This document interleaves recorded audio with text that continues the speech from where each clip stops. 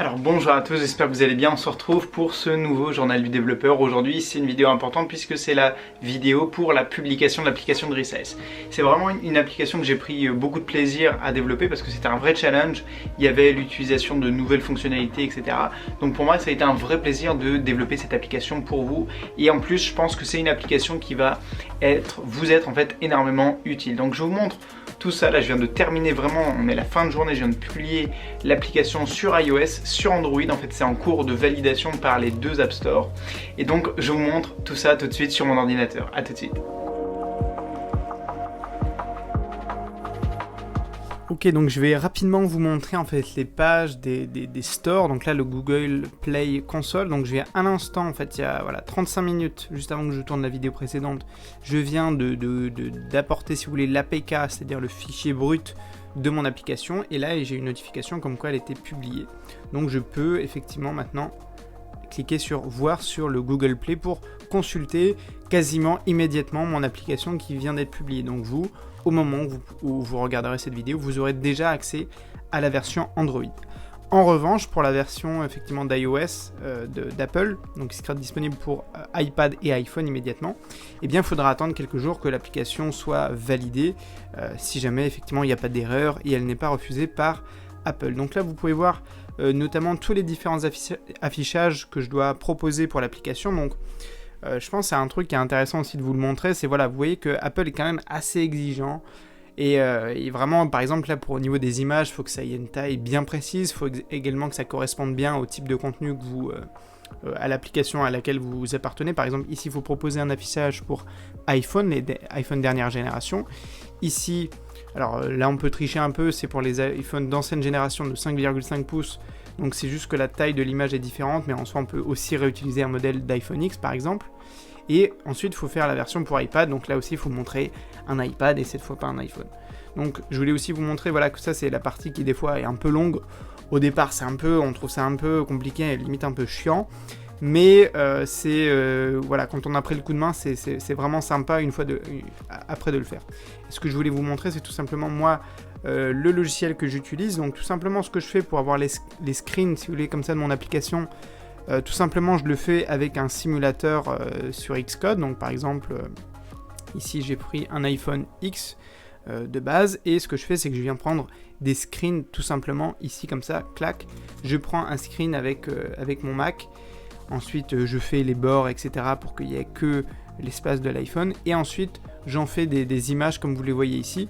Donc ça, c'est vraiment le modèle des images de l'App Store que j'utilise en fait à chaque fois. Et d'ailleurs vous voyez que je me suis pas pris la tête, c'est que pour les images du Play Store en fait c'est les mêmes que pour celles d'iOS. Donc je sais que pour les utilisateurs d'Android c'est pas forcément voilà, c'est pas directement là le contenu de l'application Android, mais ça me fait quand même gagner énormément de temps, sachant que pour moi c'est beaucoup plus facile en fait de tester sur simulateur avec Xcode et avec iOS que de le faire avec Android Studio et notamment avec les derniers modèles d'Android.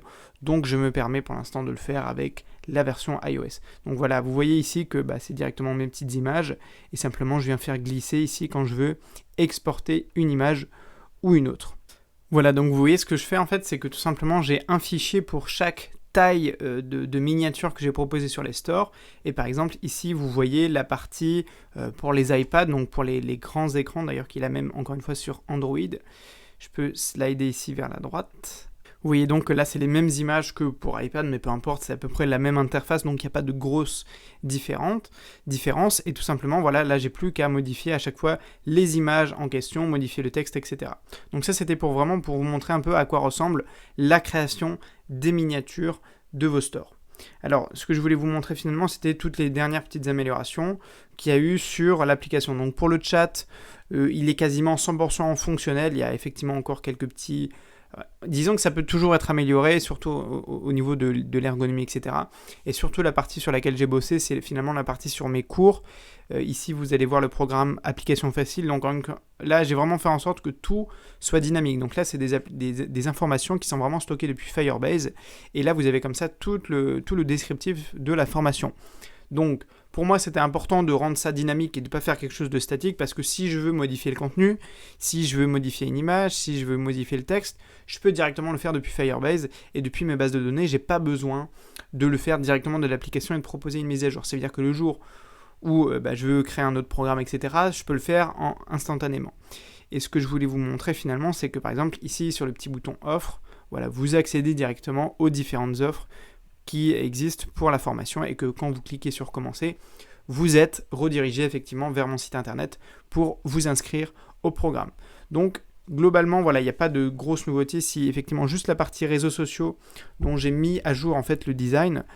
Évidemment, tous les liens sont fonctionnels, la partie contact également, là vous avez Messenger, WhatsApp, Skype, et même par mail si vous voulez me contacter par mail.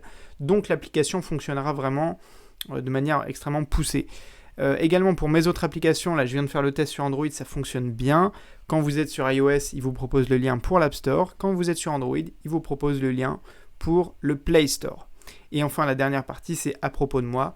Encore une fois, tout ça c'est des informations qui sont dynamiques, qui sont issues de Firebase. Donc si je veux les modifier, si je veux modifier une image, du texte, je peux le faire ça sans avoir à vous proposer une mise à jour. Donc voilà, c'est tout pour la publication de l'application. Je pense que pour vous, ça va vraiment vous permettre d'aller plus loin, de consulter mes contenus plus facilement, notamment pour les articles, de ne pas avoir à vous rendre sur le site internet. En plus que vous avez également la partie code dans l'application, même si ce n'est pas aussi pratique que sur ordinateur, que sur PC ou tout simplement sur ordinateur. Mais si vous voulez par exemple avoir votre tablette à côté de votre ordinateur pour consulter le tuto, ça peut être quelque chose de vraiment très utile. Et enfin, il y a juste la partie vidéo que je vous avais peut-être pas montré dans la vidéo précédente du JDD précédent, c'est que là, la partie vidéo et lecture de vidéo fonctionne bien, et que vous le voyez ici, on a un espèce de lecteur. Alors c'est un peu un hybride entre la version web et la version mobile, mais l'important, c'est que ça marche, c'est qu'on ait effectivement accès à toutes les vidéos et qu'on puisse les lire directement sur un appareil mobile.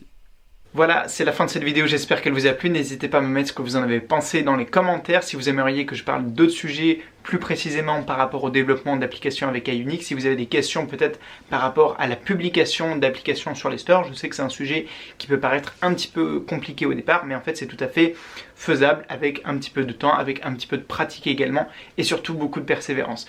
Moi je vous dis à très vite sur la chaîne YouTube, et surtout n'oubliez pas de rêver très grand. Allez, salut!